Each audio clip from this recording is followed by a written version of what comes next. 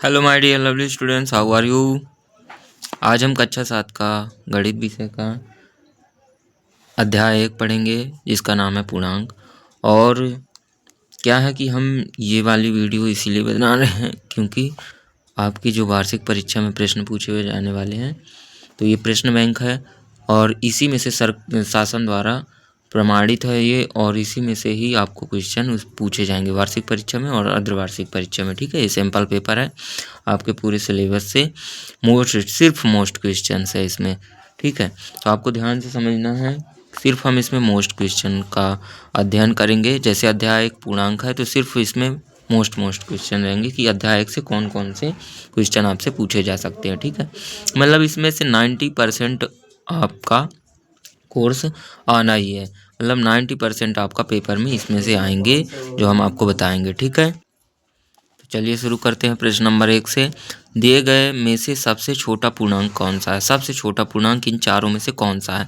तो देखिए, हम जानते हैं कि माइनस की जितनी बड़ी संख्या होगी वो सबसे छोटी होगी, तो ये सबसे बड़ी संख्या 2 है, लेकिन ये कहे में है माइनस की, इसीलिए क्या है सबसे छोटी है। तो सबसे छोटा पूर्णांक इसमें क्या होगा? माइनस का 2। फिर लिखा है पूर्णांकों के लिए योज तत्समक कौन सा है? तो पूर्णांकों के लिए योज तत्समक मतलब जिसको जोड़ने पे मान ना बदले, तो क्या होगा? इसका मान 0 होगा। ठीक है, फिर a भागे -1 का मान क्या होगा? तो जब हम a में देखते हैं इधर, a में -1 का भाग देंगे तो हम अभी ये लेसन में पढ़े हैं, यदि नीचे बटे में माइनस में लिखा रहे तो माइनस ऊपर हो जाता है, और 1 का भाग हम a में देंगे तो a ही आएगा, और a माइनस जो है तो ऊपर लग जाएगा, मतलब -a आएगा आंसर। तो इधर क्या लिखेंगे? C नंबर होगा इसका आंसर। ठीक है, फिर D नंबर लिखा है -16 भागे, अब इसको सॉल्व करना पड़ेगा। चलो देखते हैं, इसको सॉल्व करते हैं।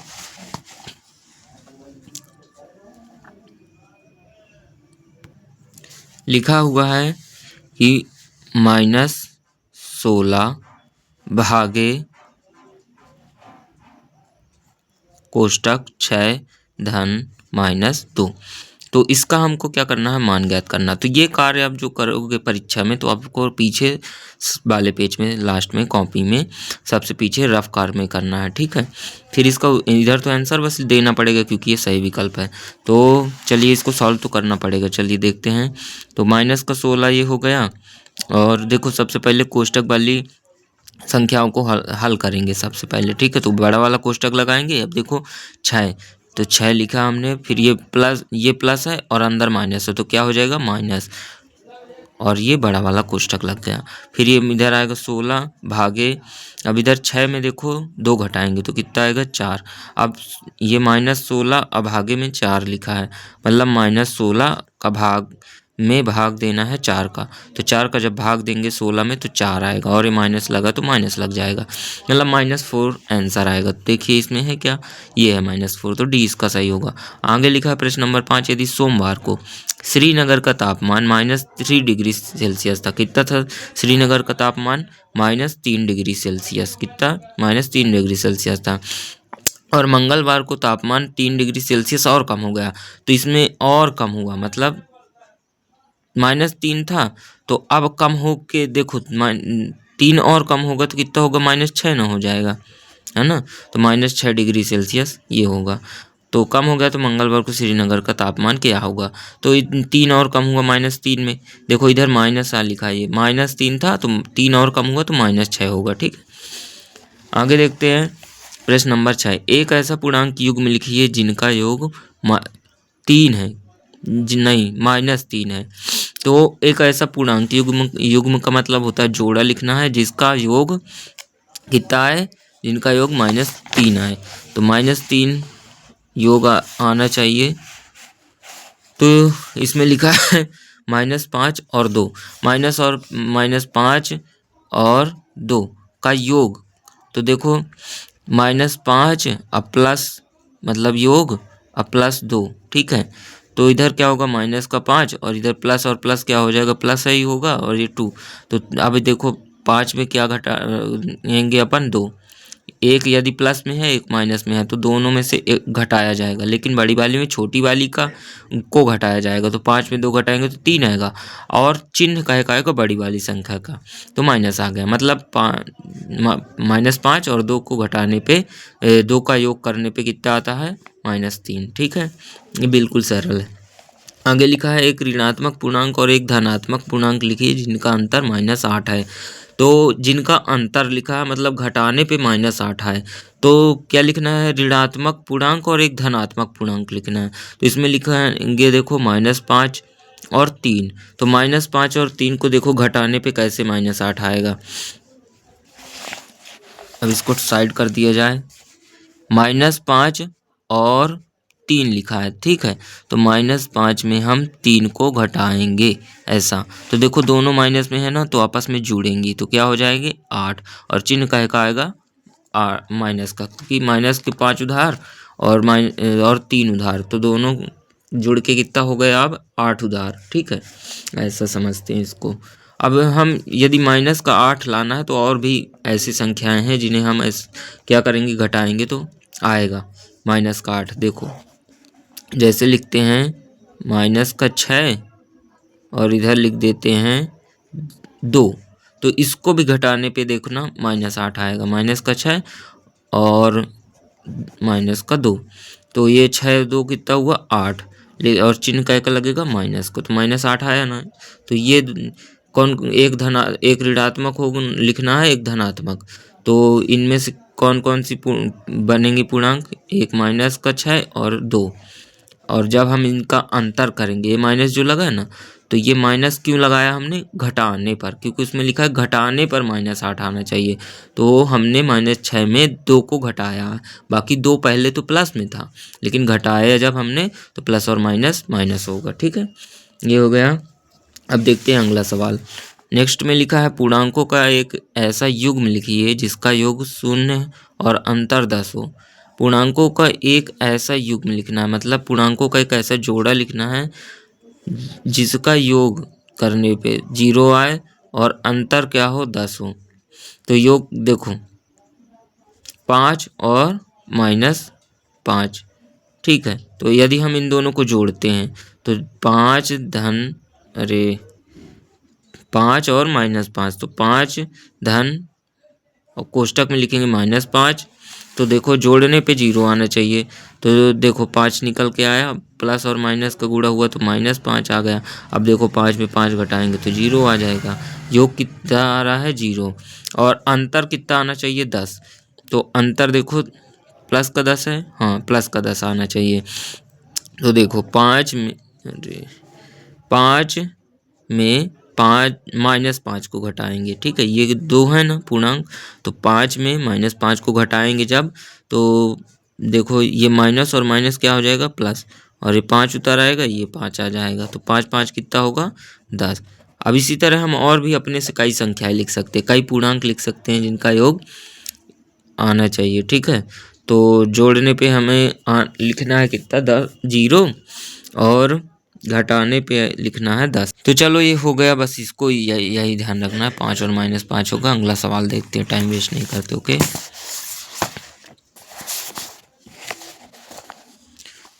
प्रश्न अगला सवाल लिखा है मान ज्ञात कीजिए -42 गुणे 12। तो इस सिंपल 12 का गुणा कर देना, माइनस लगा तो माइनस लगा देना। तो 12 दूनी 24, 2 आया, 12 चौको 48, 2 50, मतलब माइनस का 504 आया। प्रश्न नंबर 10 है किसी पूर्णांक यक्स के लिए -1 यक्स किसके समान है। तो इसमें लिखा है किसी पूर्णांक यक्स के लिए -1 यक्स किसके समान है।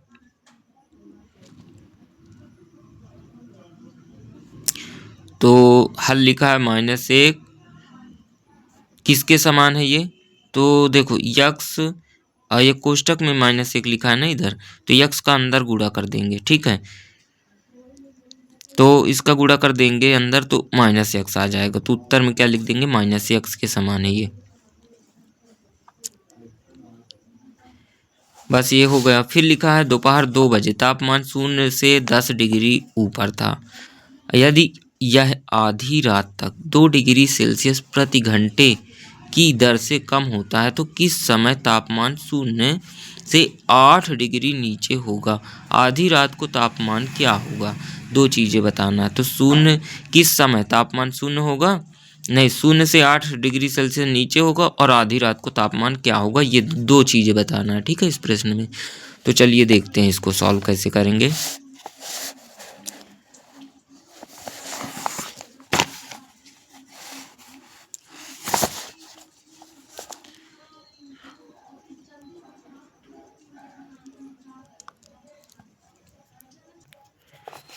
तो प्रश्न क्या लिखा है, देखो दोपहर 2 बजे तापमान 0 से 10 डिग्री ऊपर था। तो 2 बजे देखो, 2 बजे या 2 बजे हैं, 2 बजे देखो कितना था, 0 से 10 डिग्री ऊपर था, मतलब प्लस का 10 डिग्री था, ठीक है, प्लस का 10 डिग्री सेल्सियस था 2 बजे। अब क्या लिखा है, यदि यह आधी रात तक 2 डिग्री प्रति घंटे की दर से कम हो रहा है, प्रति घंटे, तो 2 बजे के बाद कितना आएगा, 3 बजे, तो इधर कितना कम होगा, 2 डिग्री सेल्सियस की दर से कम हो रहा है, तो 8 डिग्री होगा, तापमान से कम हो रहा है ना, तो 8 डिग्री होगा, लेकिन अभी प्लस का 8 डिग्री होगा, ठीक है। जब 2 घटाएंगे तो प्लस है का 8 डिग्री आएगा। फिर 4 बजे कितना होगा, फिर 2 घटाएंगे तो प्लस का 6 डिग्री सेल्सियस। फिर 5 बजे कितना, प्लस का 4 डिग्री सेल्सियस, ठीक है। फिर 6 बजे कितना होगा, प्लस का 2 डिग्री सेल्सियस। फिर आएगा 7 बजे, तो 7 बजे कितना हो जाएगा, ये 0 डिग्री सेल्सियस, है ना। तो हमें पता चला ना कि 0 डिग्री सेल्सियस कब होगा तापमान, 7 बजे करीब, ठीक है। अब देखते हैं, अब कम होगा अभी, और 2 डिग्री सेल्सियस की रफ्तार से हर घंटे कम हो रहा है, ठीक है, तापमान। तो अब देखो, तो किस समय तापमान 0 से 8 डिग्री नीचे होगा, तो अभी और घटाते हैं अपन, है आधी रात को तापमान ज्ञात करना ना, तो और घटाते हैं। तो 8 बजे कितना होगा, अब देखो 2 घटाएंगे 0 में तो -2 डिग्री सेल्सियस आएगा, ठीक है। 2 कम, 0 से 2 कम कितना होता है, -2 डिग्री, -2, ठीक है। फिर 9 बजे कितना होगा, -4 डिग्री, 2 घटाएंगे तो -4 डिग्री, मतलब -2 था तो और 2 घटा दिए तो -4 डिग्री होगा।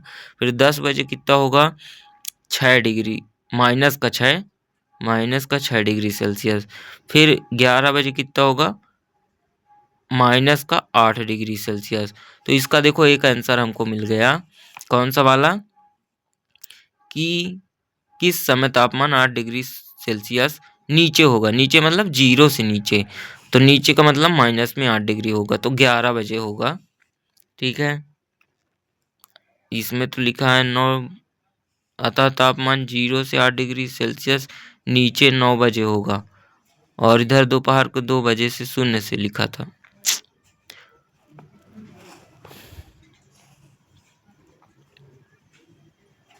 नहीं, तो ऐसा यही सही है, 11 बजे लिखना है आपको, ठीक है। गाइड वगैरह में आंसर गलत भी लिखे होते हैं। 1 घंटे में तापमान कम हो रहा है 2 डिग्री सेल्सियस, तो आप ही खुद घटाओ, हर घंटे 2 की रफ्तार से घटाओ, तो 2 के बाद 3, 4, 5, 6, 7, 8, 9। फिर अच्छा, इसमें क्या कह रहा है कि तो किस समय तापमान 0 से 8 डिग्री नीचे पूछ रहा है ना, तो 0 से 8 डिग्री नीचे तो 11 बजे आया है, तो 11 इसका आंसर होगा, ठीक है। और आधी रात को तापमान कितना होगा, आधी रात को तापमान देखो 12 बजे, है ना, तो 12 बजे हो जाएगा -10 डिग्री सेल्सियस। 12 बजे 2 और कम होगा -8 में, तो -10 डिग्री सेल्सियस आएगा। तो इसमें क्या लिखा है, तापमान -14 डिग्री सेल्सियस। तो चलो, ये ज़्यादा मेथड नहीं लगाना, इस तरह सरल भाषा में कर देना है, ठीक है। चलिए अगला सवाल देखते हैं। फिर लिखा है, ऐसे दो पूर्णांक लिखो जो -3 से छोटे हों और जिनका अंतर -3 से अधिक हो। इसमें लिखा है कि दो ऐसी संख्याएं लिखना है, पूर्णांक संख्या, पूर्णांक का मतलब होता है माइनस की संख्या भी आप लिख सकते हो, प्लस की, और 0 भी लिख सकते हो, ठीक है। तो ऐसे दो पूर्णांक लिखना है कि -3 से छोटे हों दोनों, ठीक है। लेकिन उनका अंतर -3 से अधिक हो। क्या हो? उनका अंतर -3 से अधिक हो। तो चलिए देखिए, इसमें लिखा है -6 और -4। तो -6 और -4, तो इन दोनों का अंतर अब देखते हैं। अब कहो कि ये बड़ी है -3 से, तो ये बड़ी नहीं है। -3 से ये दोनों ही छोटी हैं। क्यों? क्योंकि पहले -3 आएगा और उसके बाद इधर -4 आएगा। मतलब माइनस, हमने बताया ना कि जितनी बड़ी संख्या माइनस में होगी वो छोटी होगी। तो ये सबसे छोटी है। और देखो -6 सबसे बड़ा, 6 बड़ा है लेकिन माइनस लगा तो ये सबसे छोटा होगा। फिर उससे बड़ा ये होगा, फिर सबसे बड़ा ये होगा। ठीक है, तो जितनी संख्याएं मतलब बड़ी होंगी और माइनस लगा होगा, वो संख्या क्या होगी? छोटी होगी, क्योंकि वो माइनस में है। तो अभी इनका अंतर देखते हैं। तो अंतर देख करेंगे, अंतर का मतलब घटाएंगे। तो कितना घटाना है? देखो घटाना, ये अंतर वाला घटाना लगा है। ये -4 उतार देंगे हम, मतलब हम -6 में -4 को घटा रहे हैं। ठीक है, -4 को घटा रहे हैं, ये चिन्ह लगा। तो -6 और ये माइनस का माइनस, प्लस का प्लस हुआ और ये 4। अब देखो, एक प्लस में है एक माइनस में है, तो क्या होगा? घटेंगी आपस में। बड़ी वाली में छोटी वाली घटेगी तो कितना आएगा? 2। लेकिन चिन्ह किसका आएगा? बड़ी वाली संख्या का। ठीक है, तो कितना आ गया? -2 आ गया। तो इसमें यही पूछा है कि अंतर -3 से अधिक ना हो।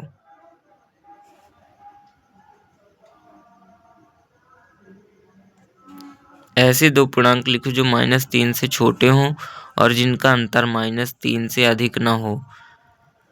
तो इधर आया है -2, -3 से अधिक है इसमें लिखा है। ये सब गाइड में देखो गलत सलत किया है कि नहीं किया। अब हमें इधर क्या लिखना है? हो जिनका अंतर -3 से अधिक हो। अच्छा हाँ, तो अधिक हो का मतलब देखो, ये -2 है जो, तो -3 से तो बड़ा होगा। ठीक है, क्योंकि बड़ी संख्या है और माइनस लगा तो ये छोटी होगी। तो ये -2 क्या है? बड़ा होगा। तो इसीलिए इधर लिखा है कि -3 से -2 अधिक है, मतलब -3 से अधिक हो, यह लिखा है। ठीक है, तो -3 से अधिक आ रहा है अंतर। तो ये दोनों सब पूर्णांक संख्याएं होंगी। आप की नोट्स में जो हम जैसे बताए थे, पूरा जब हमने प्रश्नावली करवाई थी, तो उसमें बताया था कि बहुत सारे इसके एग्जाम्पल दिए थे। जैसे -3 वाला तो -6 और -4 बस इधर लिखा है ना, तो हमने बहुत सारे एग्जाम्पल दिए थे। तो वो प्रश्नावली आप देख सकते हो, ये वाला प्रश्न। ठीक है, इसमें मोस्ट इम्पॉर्टेंट है, जल्दी में बताया जाएगा और कम में जल्दी में। ठीक है, क्योंकि अभी पेपर होने को है, तो प्रश्न हम आपको बताएंगे और उसका एक ही उत्तर समझाएंगे। 2-3 विधि नहीं बता पाएंगे, एक ही विधि बताएंगे। तो आप पुरानी नोट्स खोल के आप देख सकते हो, यदि दूसरी विधि आपको जानना है तो। प्रश्न नंबर 13वां है, 15 प्रश्नों वाले एक कक्षा टेस्ट में प्रत्येक सही उत्तर के लिए 4 अंक दिए जाते हैं। मतलब लिखा है कि 15 प्रश्नों वाले एक कक्षा टेस्ट में, मतलब एक कक्षा में टेस्ट हो रहा है, 15 प्रश्न पूछे जा रहे हैं और प्रत्येक हर प्रश्न के लिए 4 नंबर है। ठीक है, और प्रत्येक उत्तर के लिए यदि प्रत्येक गलत उत्तर के लिए -2 अंक दिए जा रहे हैं, यदि गलत है तो। आ नंबर लिखा है, गुरुप्रीत सभी प्रश्नों को हल करती है, परंतु उसके उत्तरों में से केवल 9 सही है।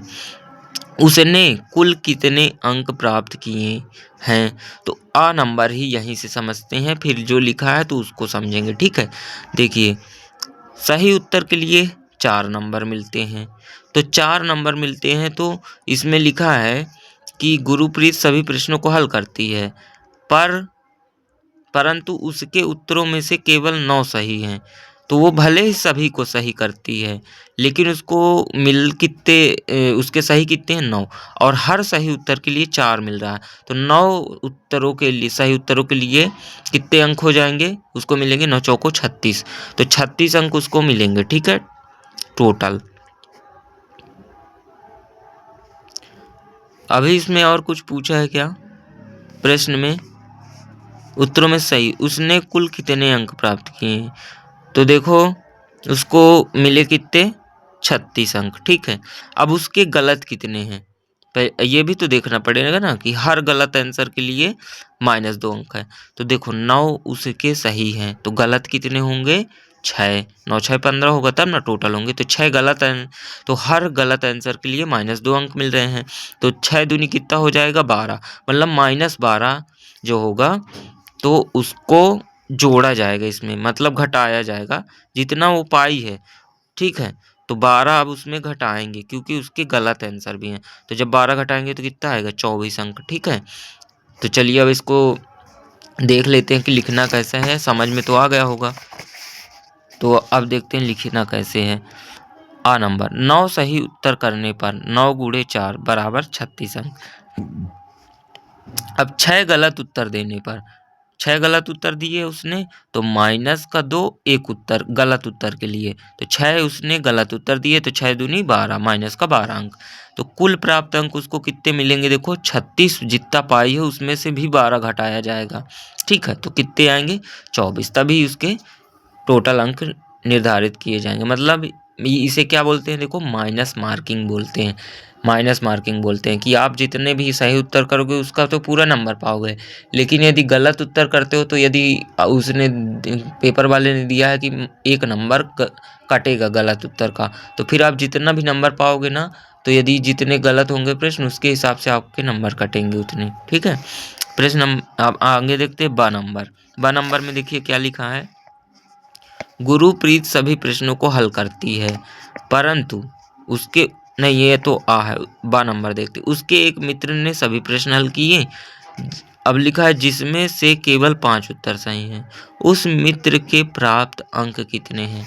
तो चलिए 15 में से उसके कितने सही हैं, 15 में से उसके कितने सही थे, 5 उत्तर सही थे, तो 5 को 20 नंबर पाया वो, ठीक है। अब गलत कितने थे 10 ठो, तो 10 × -2 करेंगे क्योंकि हर एक उत्तर के लिए 2 गलत उत्तर के लिए 2 अंक कट रहे हैं, तो -20 आएगा। अब 20 में देखो ये जितना पाया ना उसको उसमें 20 घटाएंगे, तो 20 में 20 घटा देंगे तो कितना आ जाएगा 0, मतलब उसको 0 अंक मिलेंगे। सोचो ये होती है माइनस मार्किंग, ठीक है। और सरकारी एग्जाम में यही होता है, कई एग्जामों में माइनस मार्किंग होती है।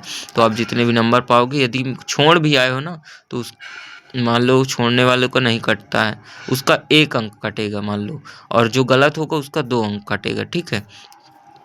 ऐसा होता है। तो देखो बेचारे ने गलत कर दिया था तो उसको 0 हो गया, यदि छोड़ के आता तो कम से कम 10 नंबर तो पाता, ऐसा होता है ना। तो चलिए आगे देखते हैं प्रश्न। इसी का नंबर देखते हैं लिखना कैसे। 5 सही उत्तर करने पर 5 को 20 अंक और 10 गलत उत्तर करने पर 10 × -2 = -20 अंक। तो कुल प्राप्त अंक कितने हुए 20 - 20 0 अंक। अब प्रश्न नंबर 14 लिखा है। एक बहुमंजिला इमारत में जमीन से ऊपर मंजिल है और प्रत्येक की ऊंचाई 5 मीटर है। एक बहुमंजिला इमारत है में जमीन से ऊपर